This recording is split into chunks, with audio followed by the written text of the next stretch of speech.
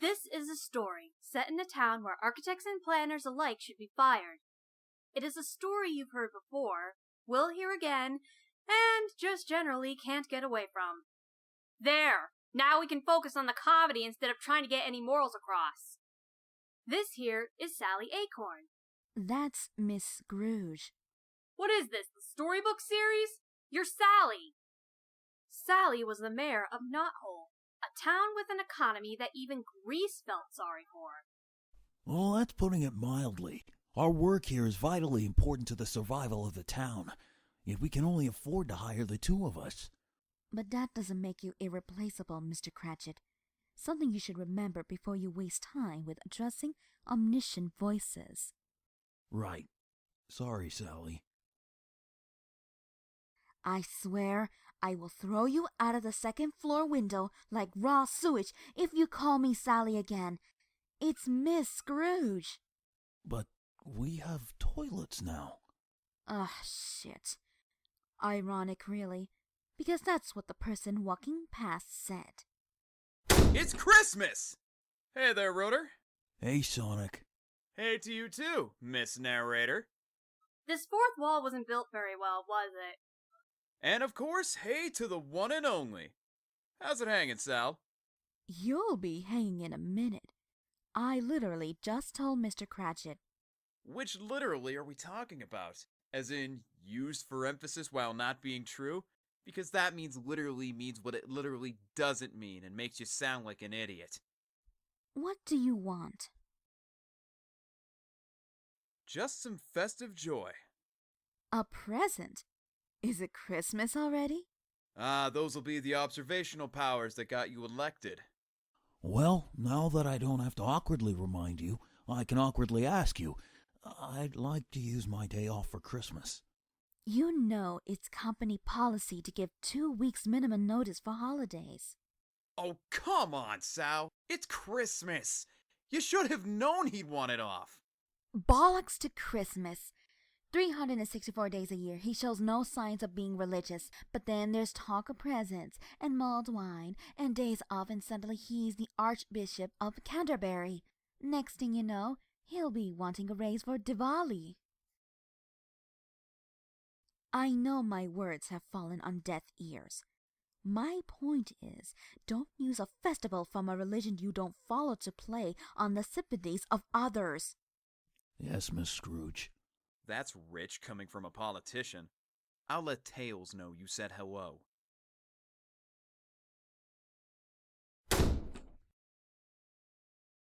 Does that go for both of us? I haven't narrated tales in a while. Ugh, right. You won't be hearing from me again. Just got a memo from the big cheeses up top. Apparently I'm unnecessary and waffling. Ugh, boy, if you thought the yellow boxes from the official comic were self-aware, oh boy, just spend 10 minutes with me!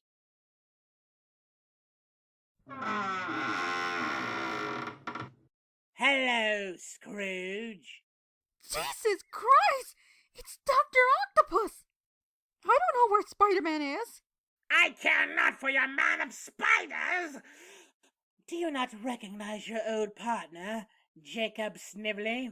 Now that you mention it, that nose is pretty unmistakable. Oh, here we go again with the nose-shaming. Bloody discrimination. Look at it! You could joust with that thing. I've heard of a nose job, but I bet you needed planning permission. Listen here, Scrooge, and listen well. If I had it my way, I'd wrap you up in chains here and now and drag you down to the lowest pits of hell, kicking and screaming. But this is a Christmas Carol, not 50 Shades of Grey, which means you get the chance to change. Change as in? As in become the sort of person Mr. Cratchit looks forward to seeing in the morning. Not the sort of person he wants to bump off at night. On this night, you will be visited by 3 spirits. Judging by the way things are going, I think I've already been visited by 3 spirits. Ghost, you alcoholic asshole!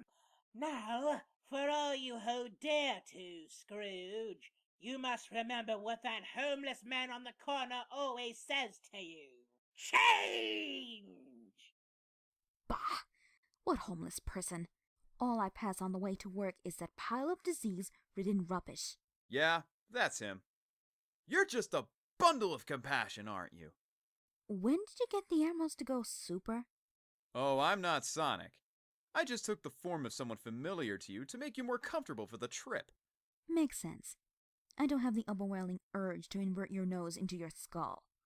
I was gonna be Robert Downey Jr., but accounts was all like, we can't afford the licensing fees, cheap bastards. So this trip, where will we be going? Not where. Oh, when? You've done this before, haven't you? No. That's just what everyone says when they're about to time travel. Oh, look, I've accidentally taken us to purgatory. Promise you won't be such a smartass from now on, and I won't accidentally leave you here. Only if you promise not to get so butthurt. This is Town Hall. But it's filled with joy, cheer, festive spirit. The first things I abolished when I came to power. This is Town Hall 10 years ago. And do you recognize who is sat atop the pile of books? He never gave a shit about the Health and Safety at Work Act. That's Antoine Fezzywig. But he's been dead since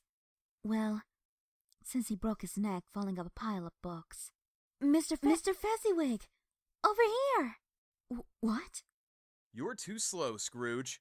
Christ, now I want to invert my nose into my skull myself. Mr. Fezzywig, could you tell me the story of how you promoted a serious political campaign with the name Fezzywig? It is about your actions, not your name. You would have expected someone with the name Genghis Khan to have been bullied, but no, he killed millions of people. So, you're saying we should kill millions of people? No, of course not. We start small and work our way up to genocide. Wow, he was an awful tutor. I don't think I turned out too badly, considering what I was taught. Okay, so maybe I have been harsh, cruel, or tough. But it comes with the job. There are a lot of hard decisions that had to be made to keep the people safe.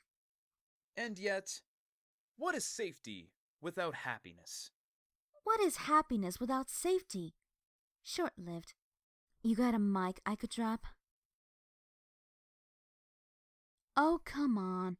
They're not gonna disappear the moment I outsmart them, are they?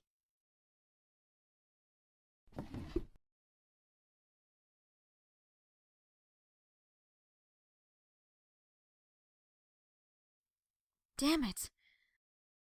I forgot I moved the gin. Ho, ho, ho! Fortunately, I always carry a bottle of Gordon's. Why are you dressed like the Statue of Liberty?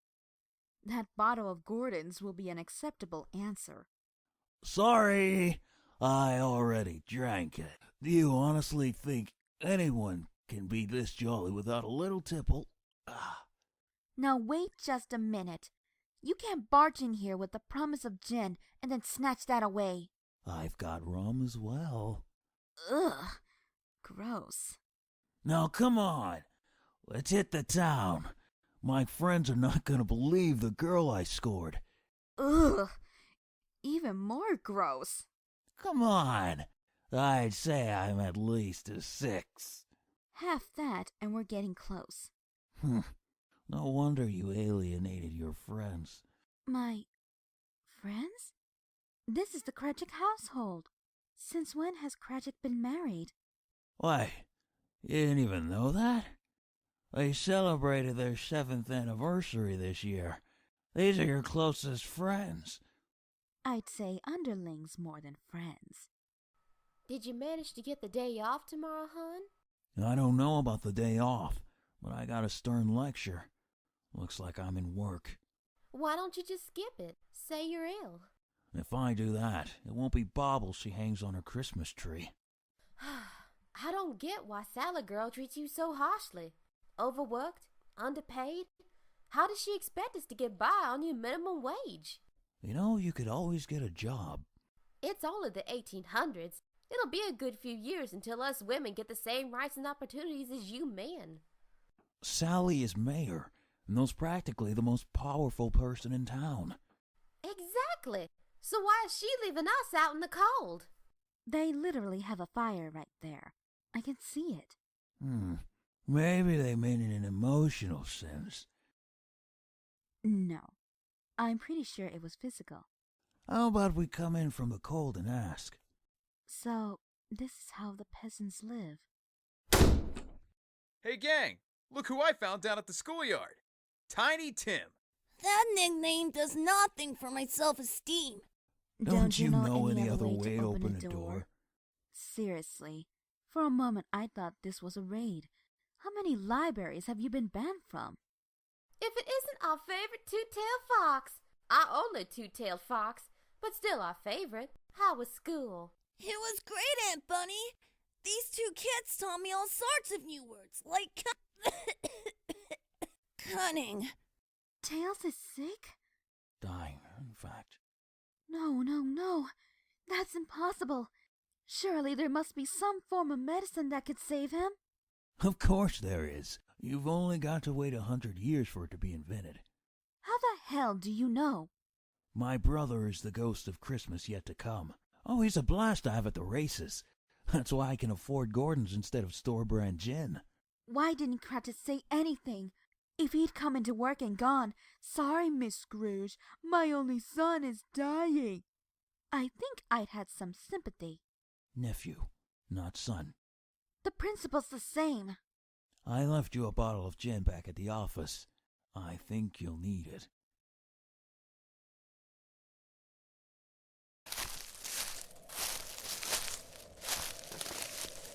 This is a really creepy atmosphere we've got going here. I hope no one makes a cheap joke and ruins it. Oh, I just did, didn't I? Are you the ghost of Christmas yet to come? Who the sword says yet to come? Ghost of Christmas future will do. I've kind of broken my terrifying demeanor now, haven't I? Just go over there. No. Please, no. Wait, how do I know how far in the future this is? This could be the year 3000 and something, in which he'd be dead anyway. You didn't think this through, did you?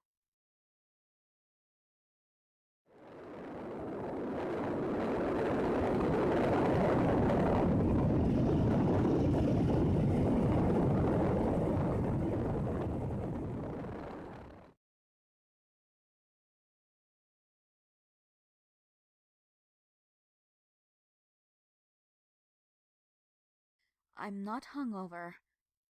I'm not drunk. It all really happened.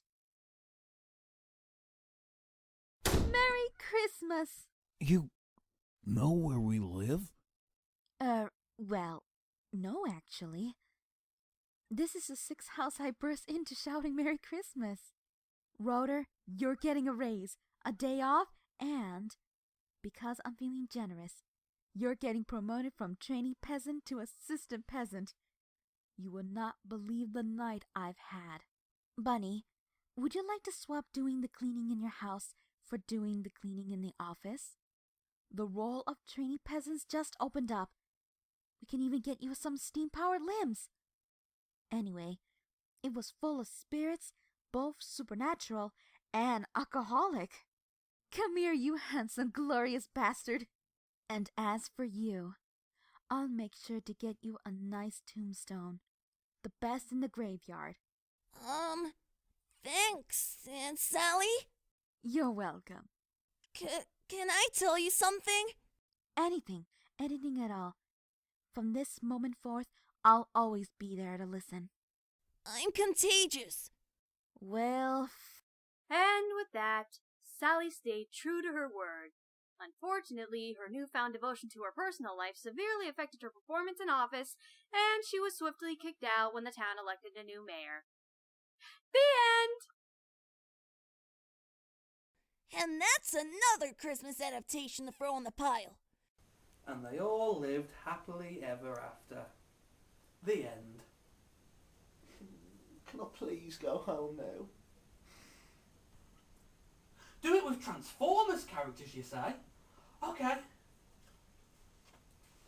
If you just, excuse me for a minute.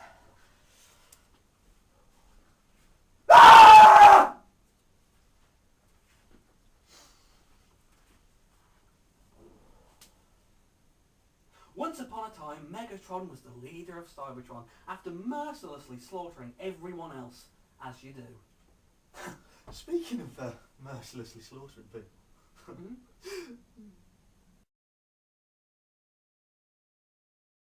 Oh my goodness. Why do you even make me read this stuff for? I mean, it's not even with the original script. I mean, come on. Ugh. This guy doesn't pay me enough. Or you know what? Better yet, I should put all the blame on Silver. Yeah, that's it. Silver, you take the blame. You go ahead, read this sodding script, and see how you like it. Yeah! Yeah! So, all I have to do is read the lines on this piece of paper? Yeah. And that's it? Well, act a bit convincingly, but yeah. So I get a few nights in a luxury hotel, meals and drinks included, as well as a few grand's pay for dancing about in the front of a microphone for a bit, and Blaze didn't want this because... We might have spent a tad more on you than we did her. How come? Spite, really.